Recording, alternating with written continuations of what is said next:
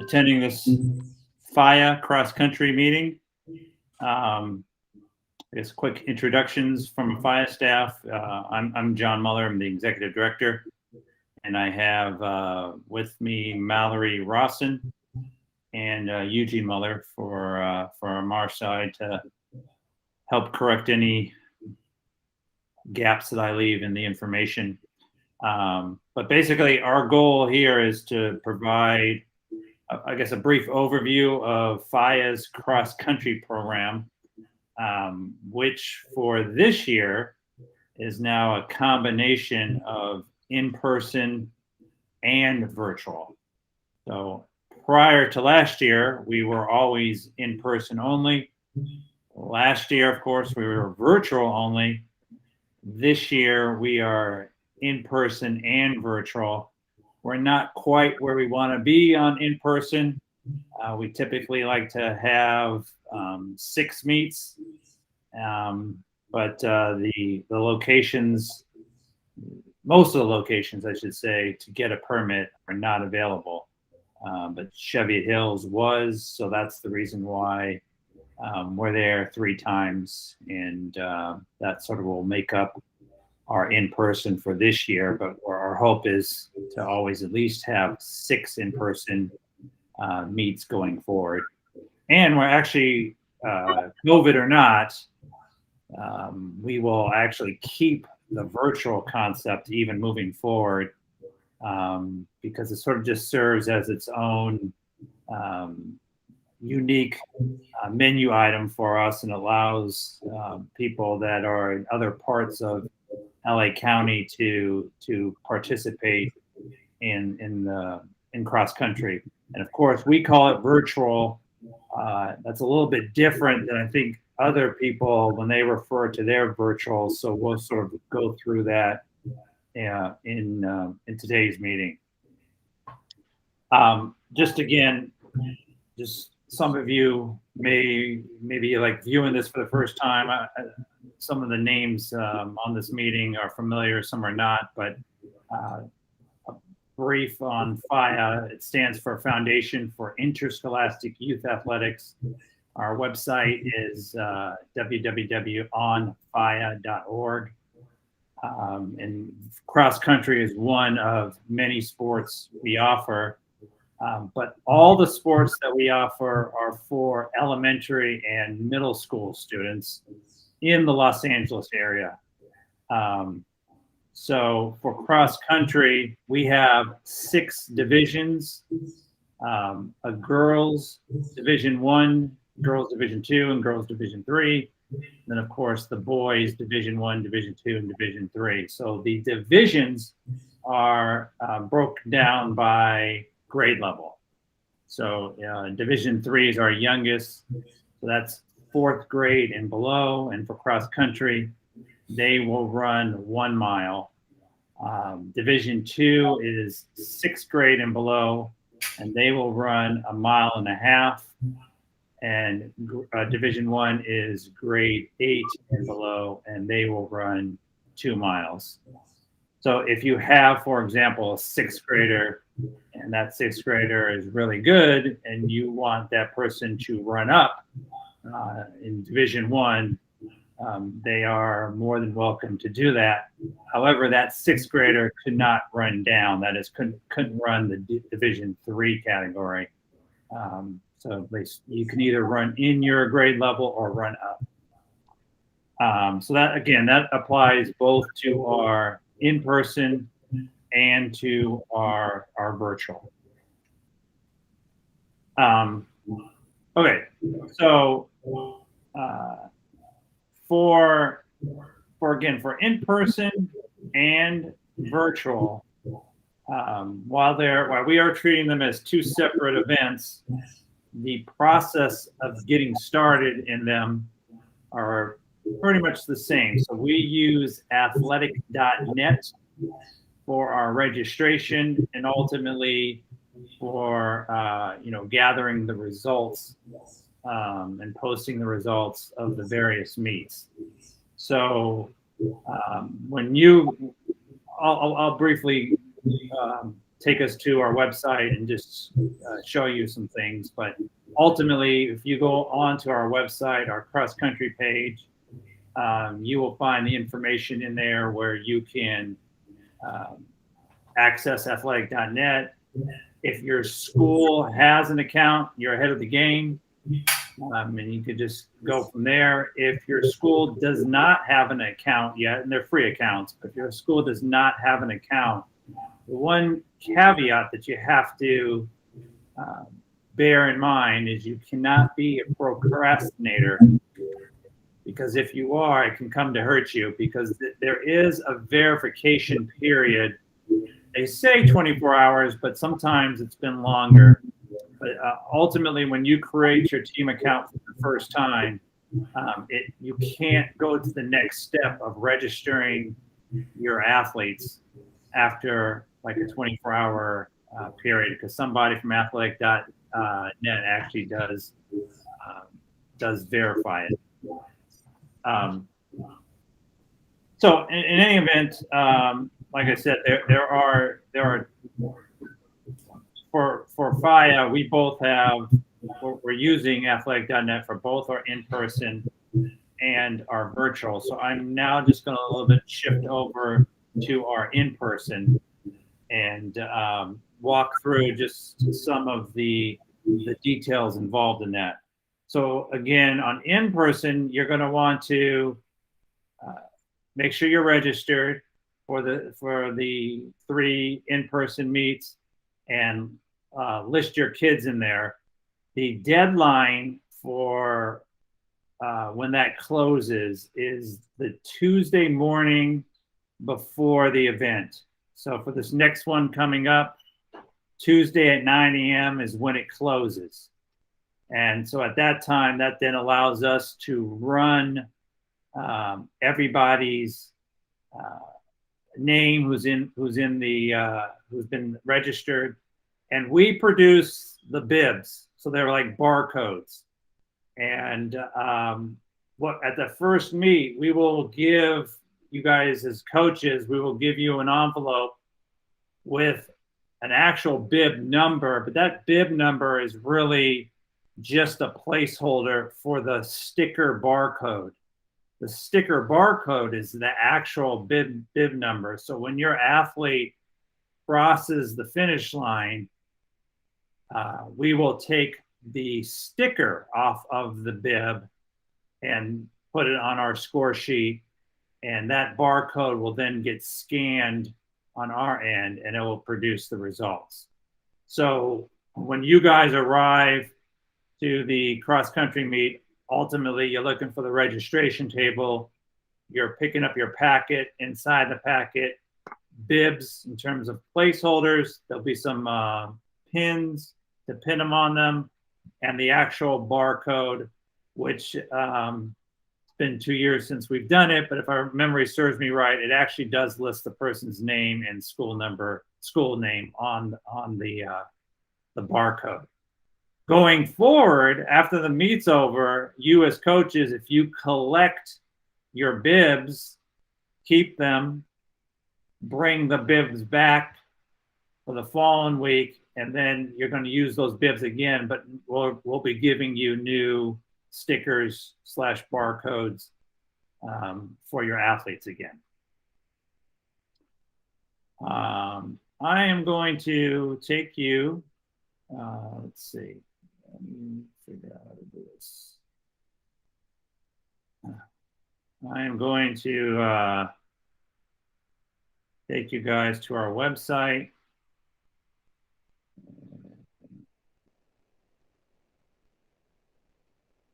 Go into our cross-country page.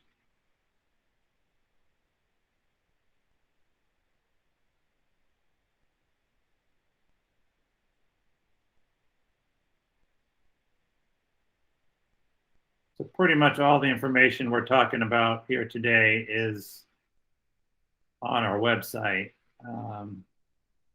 So I want to take you to our course map.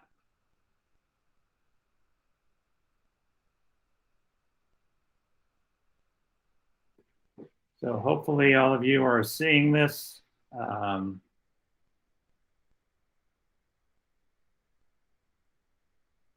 If you're not seeing it, just let me know, but I'm assuming everybody can see it.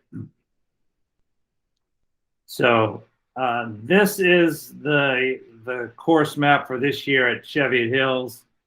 One of always the challenges, of course, is you go to a park one day and it looks a certain way. A few weeks later, it might look a little different. So with that said, this is the intended course. Hopefully nothing will change over the course of the next 3-4 weeks. But ultimately, I did want to walk you through the course so that you're ahead of the game when you arrive there. You'll be familiar with how it works. So if you can see right here, I've got where the arrow is. This is the start. Number 1 is the start for divisions 1 and 3. And over here to the right, number 2 is the start for division 2. So just dealing with the start for divisions 1 and 3, pretty easy concept here where on the gun, your kids are running around the circumference of the park, here highlighted in orange, going all the way around the tennis courts and coming back to the start where they were. That's lap 1. And as they keep going to 3, that's the finish line. So as they finish, so for the Division 3 athletes, they would just do this once. When they hit 3, that's their finish line. They actually would go this way to where the scorers table is. So that's 1 mile basically for Division 3. Obviously, Division 1 is doing 2 miles, so they would go around twice. And then on the second time through, when they hit the finish line, this is where the scorers table is, so they would shoot off this way. Remember, in terms of how we do our races, we do a staggered start by division. So first we do start with the youngest kids, but we send the boys first, and then roughly about 5 minutes later, we then send the girls. But to the extent, again, you're communicating with your kids that once to run through the finish line, but keep in mind, once they cross the finish line, they got to keep going, not in terms of running, but just in terms of staying in place in line until they get to the scorers table, where they then will hand their barcode label to the scorers table in their order of finish. So that's divisions 1 and 3. And as I'm scrolling down here, I'm now going to talk about division 2 because they do 1.5 miles. So as I mentioned, the 2 start is a little offset from the 1 start. So the 2 is where the division 2 kids would line up. And on the gun, their first loop is actually this half-mile loop here highlighted in yellow, if you can tell that.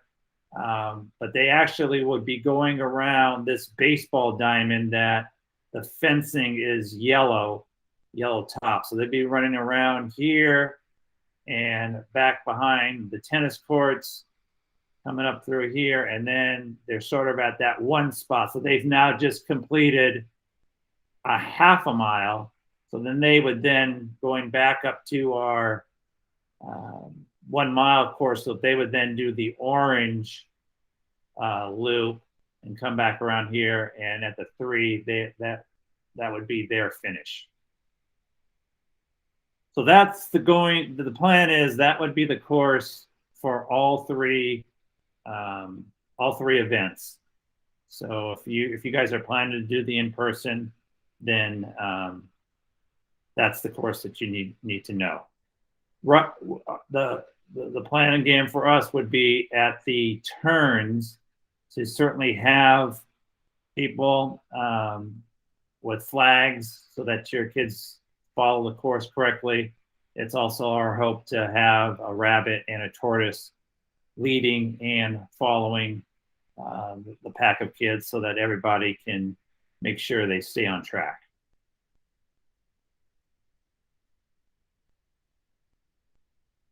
Okay, so let me just ask you guys right now if there's any questions with respect to the in-person. Everybody feeling good about in-person? All right. Angela? I just have a quick question. You didn't really touch on this, but have the protocols changed or anything for the in-person? Thanks. The requirement basically for arriving at Cheviot Hills is to stay as a group within your school, sort of maintain your social distance as much as possible as you can, wearing a mask. But when it comes to actually running, the runners they are not required to wear a mask. But once they're done with the race, they should put their mask on. So that's essentially the requirement, is just try to keep socially distanced as your school groups. And then when your kids are actually running, they don't need a mask, but they feel comfortable wearing a mask, they're certainly welcome to. And that's pretty much our protocols being put in place. I think was there another question? I thought I. Okay. What time do we need to be there? So, well, in general, we do our coaches meeting at 4 p.m. Sort of our thought is that hopefully with this meeting, it would eliminate the need for a lengthy coaches meeting. So ultimately, you come get your registration packet, and at some point in time, we would then get started with the actual races. So I think we're roughly timing it so that Division 3 goes off at about 4:20, and essentially every half hour after that, so 4:50 would be Division 2, and roughly around 5:20 would be Division 1. Rough time estimates of the starts for each of the divisions. Again, staggered start, boys first, then girls. Let's see, Jonathan? Yes, so if our school is already registered in athletic.net, then we don't have to wait the 24-hour period for approval. We can just start adding our students. Correct. Oh, okay. And I had a second question. Sure. Is there a vaccination requirement? No. Oh, okay. Thank you. We're ultimately operating under the County of Los Angeles health protocols, and so for cross country, that's not a requirement. Mike? Yeah, hey John. How once you register on athletic.net, how do you know that everything's been all the information that they're asking? I mean, how do you know it's been accepted? I think at least from my end, when a school registers, they need to be confirmed. So that's something I need to do on my end. I'm assuming when I do that, there's something on your end that indicates that you have been confirmed. Angela, would you know that, or? I'm sorry, what did you say? Would you, when you register on athletic.net, and first, when it comes to me, it would say Merman unconfirmed. I would then confirm you. Are you receiving something? Are you receiving a notice that says you've just been confirmed? Yes. Okay. It comes back and says you are confirmed for this meet on this date. Okay. So that's it, Mike. Yeah, that's how you would know. All right, thank you. Yeah, How- it also too on there will say if you go to the actual meet on your team's profile, it usually has a link that says view entries or something like that, and it'll pull up what runners you have listed there. Yeah, because it's kind of weird when you go to register your runners, it's not like a submit button. It's just a drop down of the 3 divisions, and you select which one they'll be competing in, and literally the page like takes that as a submission and they're in. So anybody who you select a division for that race, it'll show up as them for sure being registered. And you have to register for each meet, or do you just register once and you're good for the whole 3 in-persons? You register for each meet. Okay. But that process after again you've created your team account. Now in your case, Mike, I don't think you already have an account, so you don't need to create it. But after you create your account and set up your roster, thereafter it's very simple. It's just putting people, into the like you might have a roster, for example, of 30 kids. And say at the first meet, that 15 are going to do it. So you're putting those 15 in. At the second meet, maybe it's 25. Then you're all you're doing is just putting those 25 kids into the meet. So once you have your roster listed, it's pretty easy to play with it. Yeah, and real quick, because I was just going through this to write some instructions on our new website on how to create your team's profile and all that. I've also coached teams for cross country in FIYA meets in the past, so I'm also a little bit familiar on the coaching end of it as well. But it is a funky kind of platform, but it's honestly the best platform there is for cross country and track at this moment. So it's once the race is done, all of the results will be on here and everything, which is awesome. But what's pretty cool is that anyone who ran cross country or track for you in the past, it'll automatically keep them on your roster and will automatically put them in the next grade.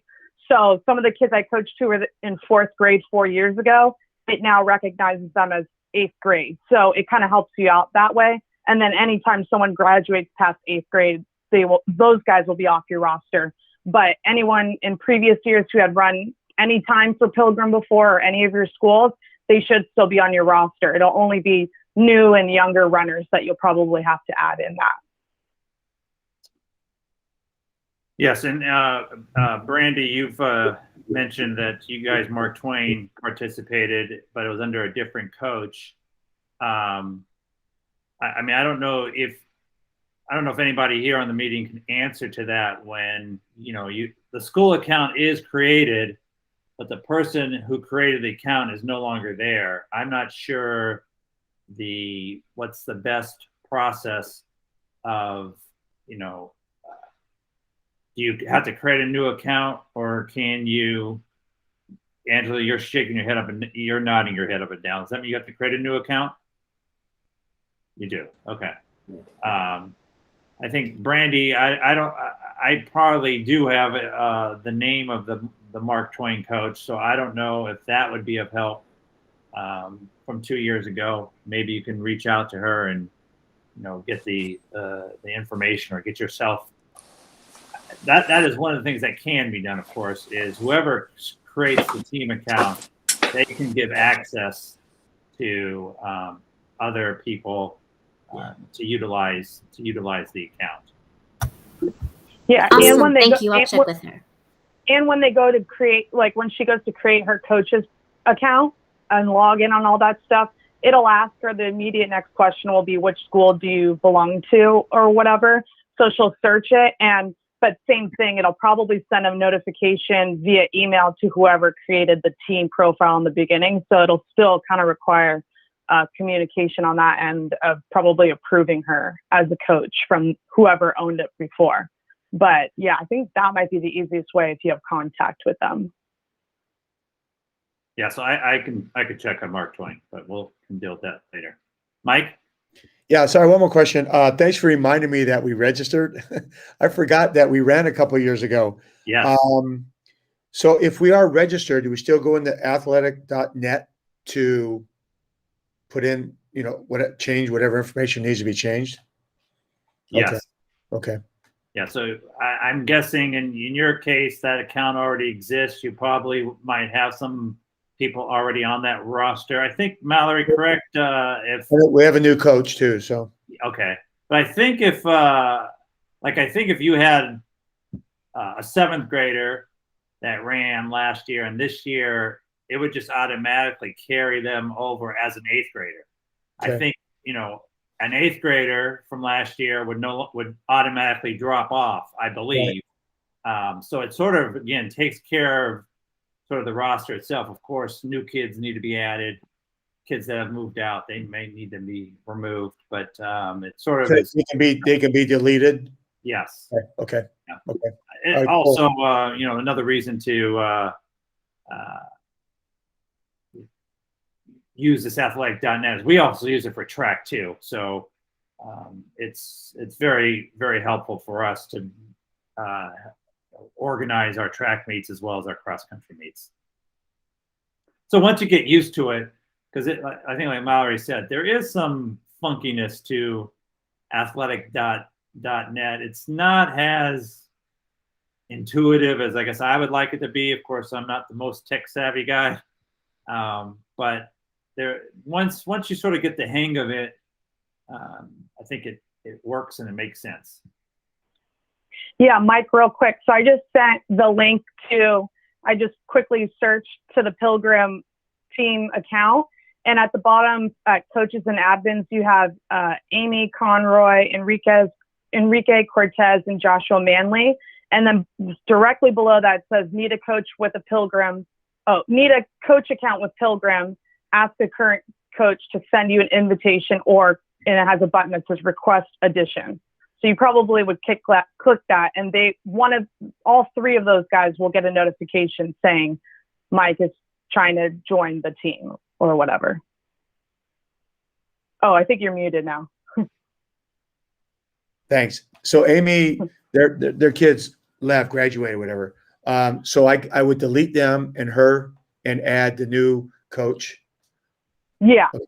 So the other two still, according to this, have access to it. So I would contact Enrique Cortez or Joshua, or just hit that button and it should directly go to the email that they signed up with. Okay. All right. Thanks. Okay. So, just some little minor things for the in-person. Typically when we finish, we do a little bit of a team awards, I guess. That I'm not sure because that's a little bit of a social gathering. We'll figure that out. But generally speaking, in terms of individual awards, how that works is there's one place for every 5 runners. So 10 runners enter a race. The top 2 get an award, 15, top 3, et cetera, et cetera. We do have team awards as well. You need a minimum of 3 runners per gender division for a team, and the tiebreaker would be the 4th runner. And for team awards, we do one place for every 3 teams. We are not doing a seasons award this year. Just again, we're sort of getting ourselves back in it, and the fact that we have just half the amount of in-person ones, we're not going to do the season awards. Anyway, okay, so that's sort of the in-person that I wanted to go over with you. It's the same information that we would go over at the coaches meeting at the location. So as I'm saying, hopefully this meeting can make us even more efficient on the days of the meets. So now transitioning to virtual.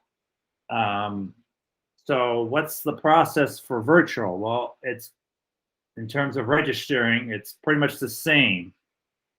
You once you have that team account, you can add on to your team page. Ultimately, you might as well just add on all of them. And then whatever your kids run in, that's what counts. In other words, if you register a kid and they don't actually run, I mean, we're not going to charge you for that. So feel free to, I guess, over register. It's only the kids that actually participate where there is a cost incurred. So you might as well ultimately just go ahead, download the 10 virtual locations. We hope in the future it's 8, because the 2 of them are Edward Vincent and Kenneth Hahn, both which serve as our in-person, but again, they're not allowing permits for this fall. So we're turning those into virtual courses again, like we did last year. So I'm just going to, I guess I'm going back to the website for a second here.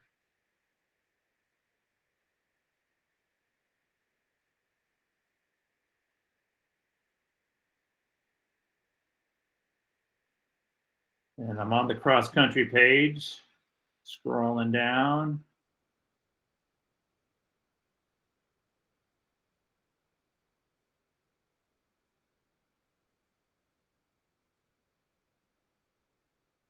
And so right here, all this on this virtual cross-country. This information right here on the FIYA virtual cross-country program and rules, you'd want to click that. And our instructions. So this is the second step that's involved in virtual that is not involved, of course, in person, and that is athletic app. So this is the instructions that that you can have and look at that deals with getting athletic.app. So what's the point of athletic.app is it allows your athlete, when they show up to the course, to run the course, and it's recorded on athletic.app. And then when they're done, it submits the result to us. So just again, a little bit of a backup. If you go back on our web page and you scroll on down, I think it's towards the bottom here, you will see the virtual meet locations and courses. And so we've got these maps. We've also got the videos that show you what the course map is.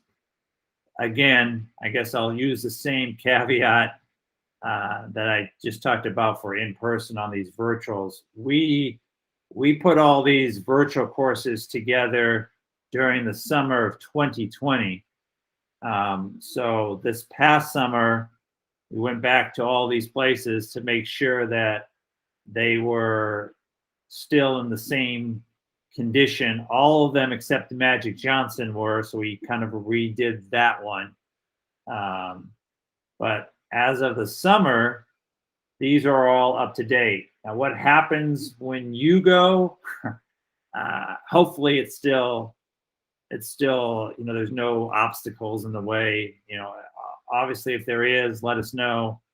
I'm not sure there's a whole lot we can do about it. But what we are looking at is when your athlete runs the course using athletic.app and his or her results are then submitted, it comes to us and it shows us, did they run the course that we mapped out? So that's what I meant by our virtual cross-country meets are different than what some people generally refer to as virtual. If you're a Division I athlete and you're competing at Edward Vincent Park, just going outside your house and running around your block for 2 miles and submitting that is not the same, of course, as going to Edward Vincent itself and running the course that we put on there and doing the 2 miles there. So a lot of these virtual courses, they're either loops or ends and backs. Ultimately, how the athletic.app works is based on how you registered your kid. So if you're registering a fourth grader, athletic.app knows, oh, the fourth grader should be running a 1 mile virtual race. So once your athlete hits the 1 mile target, it's done. It sort of sends a beep signal and says, your athlete's done. So ultimately, again, in all these virtual courses, the concept is to keep running the route that's been laid out until your athlete reaches their desired destination.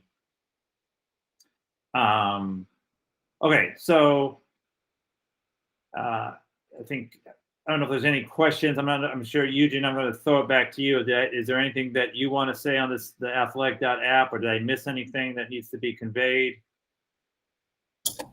I don't think you missed anything really, other than the difference with the mobile app, of course, is that each runner is going to have to download the app to his or her mobile phone or device.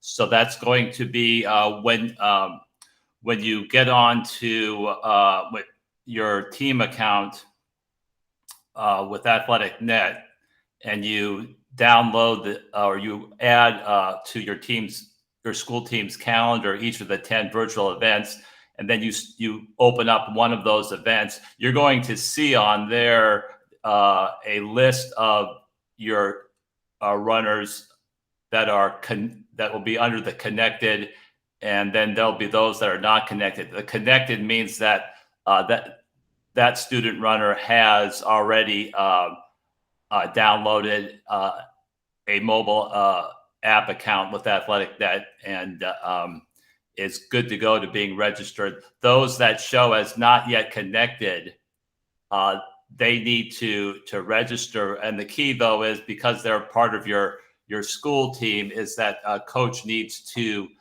use the app. The app will allow you'll see next to each unconnected runner a tab that will allow you as coach to send to that via email or text the link. It's a pre-scripted message that will allow you to send that link saying, please register on please download this app and use the school link with the school code. And once they sign up that way, then as soon as they do it, it will eventually show up on your end, on the coach's end. You'll see that they've been changed. Their status will now show as connected. And so once they're connected, then you can go ahead and register that student runner for his or her virtual event, whether they're Division 3, 2, or 1. And when that happens, once you as coach register them for that virtual, that student runner is going to get a notification on his or her mobile app, on the athletic app, saying you've been registered for such and such virtual event.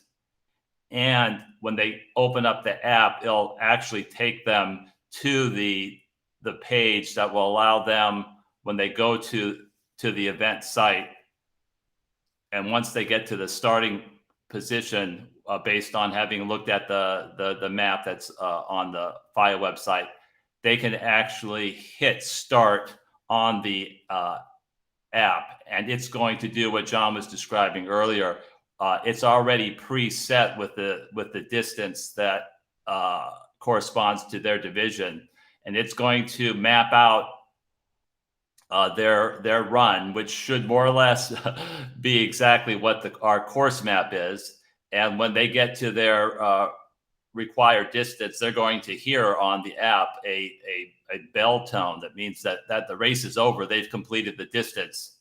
And then we're recommending that, just for extra precaution, go ahead and screen save that recording because it'll be on their screen.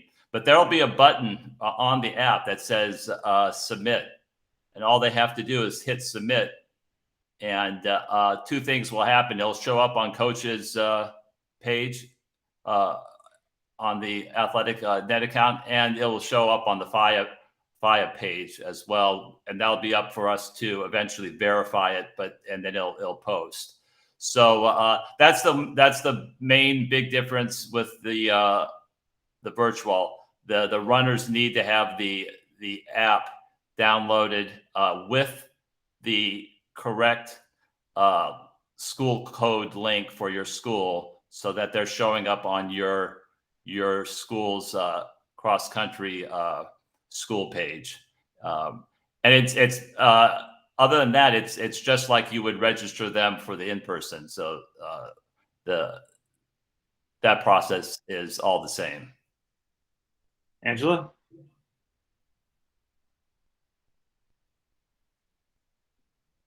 Okay, I have tons of questions. Okay. And mine are more from a logistics standpoint. So when I'm hearing every child will need a phone. Yes, they'll need a phone, and they'll need that phone to have the app downloaded with. So when the child signs up, they're signing up with the link that you as coach have provided through the school's team account. Okay. Now, with that being said, has any other teams had a challenge with fourth graders having a phone? And do they run with it in their hand, or do they have it strapped to their person? Well, I know that in the virtual that we did last year, there were a number of kids in the 3rd and 4th grade that did it. As I understand, some held, some strapped it onto their shoulder. Just again, matter of personal preference. Eugene, is there also, not to overcomplicate it, but I thought there was an ability to run with a watch? Yes, there is. So if they're going to be running, for instance, let's say they have a Garmin or a Fitbit that has the GPS recording capability, they can run with that.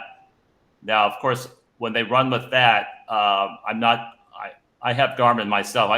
I'm not sure if you can preset the distance or not, but the point is that you can run with the Garmin or the Fitbit, and then at that point you would take your recording, at least the Garmin that I have, then I can actually sync it with my with the Garmin app and get the actual GPS recorded map, an image of that. Okay. And then that image can then be submitted through the athletic app, because you can go to the same page that I was just talking about, that you can do the GPS recording using. If you had if you were running with your phone, you can go to that app and instead of hitting record my run, you hit submit photo. And when you hit submit photo, then it will open up your photos, and you can pull what you just saved from either your Garmin or your Fitbit and pull that photo. And then once it's pulled, then you can hit submit off your athletic app, and then that will also be sufficient. So if the student runner is running with Garmin or Fitbit, that would be the way to do it. Okay. Yeah. Eugene, can I say something real quick? Yeah, go ahead. So just to kind of clarify, yeah, I took one of my runners last year. He's my god brother, so I was able to just kind of take him, and I did it with him to also just practice myself to see what it was like. The difference you're going to get, a lot of the kids who are in 4th grade and below, like you said, probably not going to have a cell phone, but they use their parents, only because it is really a lot easier to use the app itself, because it's all automatic. It knows it knows when to end it. It'll submit it right away for you. You don't really have to submit much more proof than that, because that's pretty legit on its own.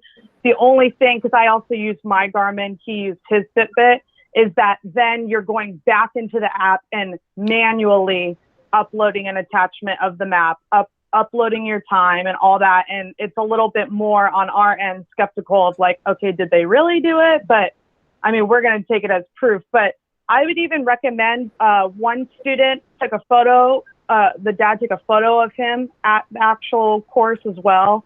That's also a good way of showing like if maybe your GPS doesn't upload or something, by having something like that to show that they were at the park itself. John mentioned at the beginning that you have to go to the actual park and do the actual course, because we did get some submissions that was someone, you know, running around the park by their house or something for 2 miles, but that's kind of not really the direction we're headed. We have exact courses, exact locations. But yeah, the difference is doing it through the app directly is really simple. It automatically uploads. And with the watch, you kind of have to do these third-party links. But yeah, that's kind of how it goes down. Yeah. Okay. I would say the preference would be if the student runner does not have his or her own mobile phone, would be to use parent or guardians for the purposes of downloading the athletic app, and then having the student runner use the parent or guardian's phone for that. In fact, one of the things you'll see in the instructions on the mobile app is that athletic app has a default restriction that does not allow a child under the age of 13 to actually register. So we were recommending that just to simplify things, that coaches let their student runners know just to use, and this is in the instructions, just to use the date of January 2nd, 2008 for all their runners, even if they're third, fourth, because otherwise they won't be able to complete the registration. Okay.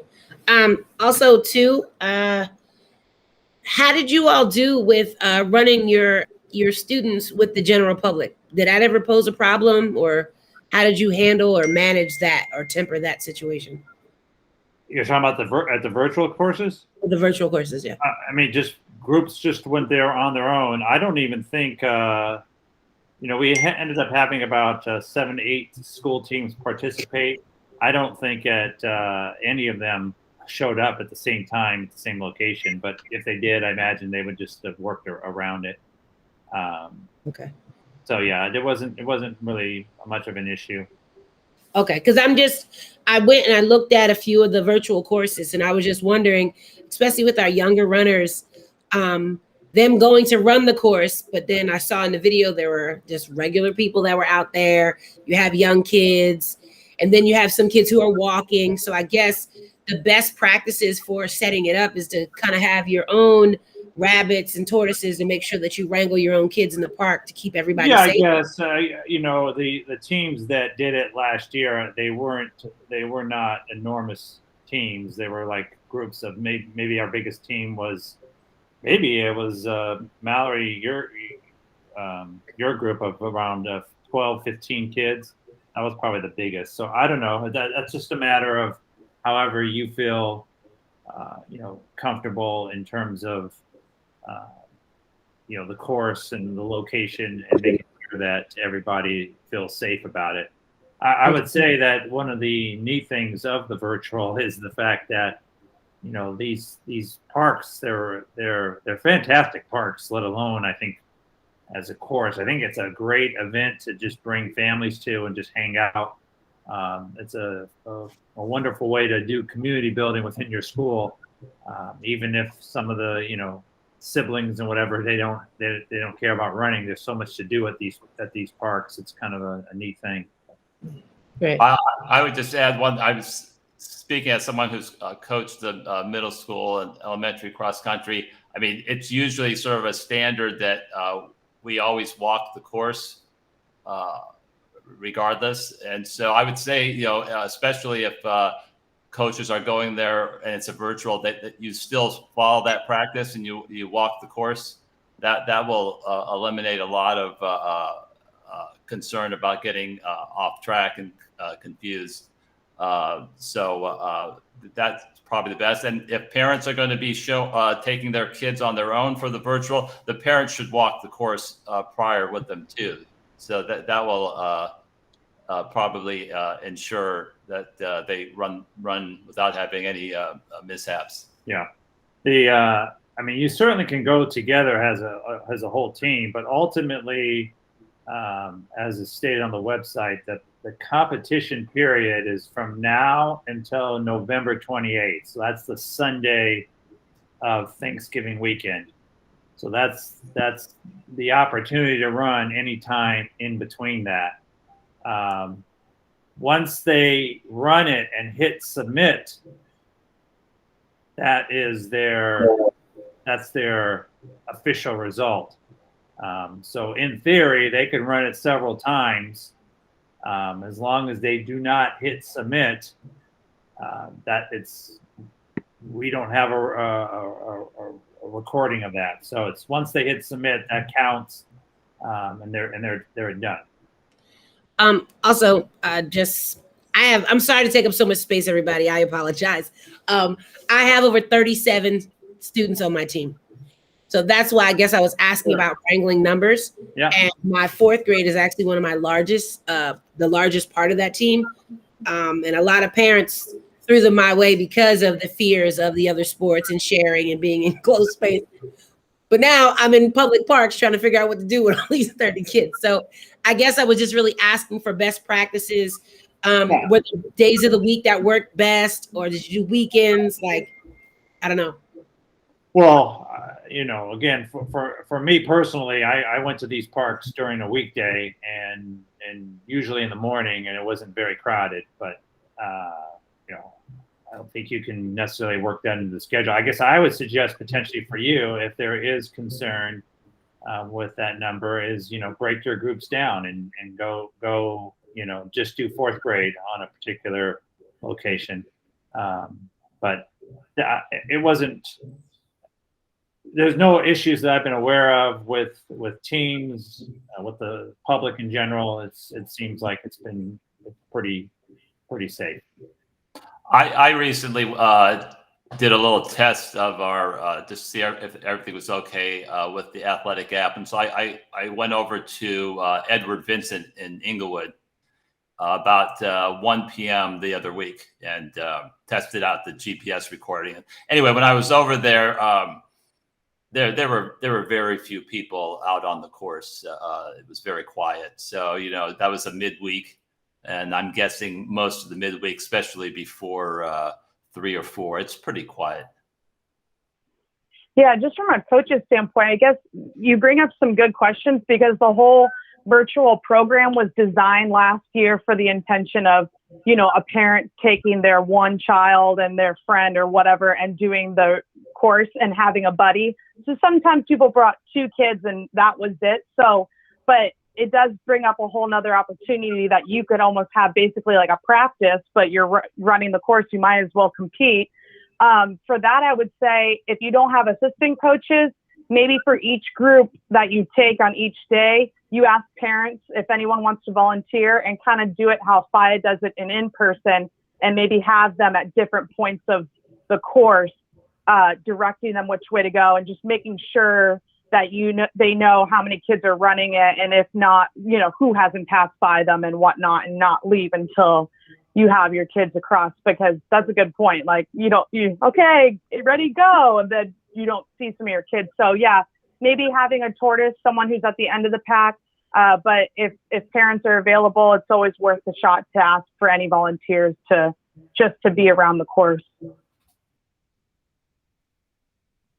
Amanda, did you have a question? Nope. Okay. No. Thank you for all that information. It's very helpful. Thank you. All right. Any other questions? Okay. Well, that's sort of, again, the things that we wanted to cover. So again, we have in person. There are just 3 meets starting next Wednesday. For the next, the first 3 Wednesdays of October at Sheffield Hills. That's the in person, and then the virtuals. There are 10 of them. You have until now and November 28th to complete that. Any questions come up on those in the interim, certainly just reach out to us. We can assist you. But hopefully, again, this offers some opportunities for your kids, whether, again, you're choosing in-person, virtual, or both. Getting kids back to some sort of normalcy, I think, is very, very important. So we're trying to do our part to provide those opportunities. So hopefully you can take advantage of them. So with that said, I guess we'll sign off here. For those of you who are doing in person, we'll see you next Wednesday. Mike, you had a question? Yeah, real quick. Group or Division 2, what time will they take off running on in the in-person? Roughly around 4:50. And then you said Division 1 will take off roughly around 5:20. 5:20. Okay. 30. Thanks. Yep, Angela. Okay, our protocols here at the school are so just everybody's got to be tested, and we test once a week and all those different things, and we're running with masks and everything. If our protocols relax and ease up, do we have the ability to possibly enter into some of the in-person? I know numbers wise, we may miss a few eligible for I guess awards and those things, but that's not really my goal. But if we have the ability to kind of jump into some of the in-person races, will we have that flexibility or versatility? Absolutely. I mean, you could do both, whatever. Both meaning in-person and virtual. You can do, in terms of the in-person, you could do 1, 2, or 3. In terms of the virtual, you could do 1 through 10. Combinations of both in-person and virtual, totally up to you, however you want to do it. We're treating them separately. Got you. And ultimately, like I said, for the in-person one, each one is separate. We're not doing a seasonal sort of combination. Same with the virtual. We're just keeping them to all the individual meets themselves. Okay. Thanks. Anything else? Alrighty. Well, again, website will have information. This recording will be eventually, I guess, either on our website or the YouTube account. But if you have any individual questions or anything, again, feel free to reach out to us. And good luck and have fun for the season. All right, we'll see you guys. Awesome. Thank you for coming.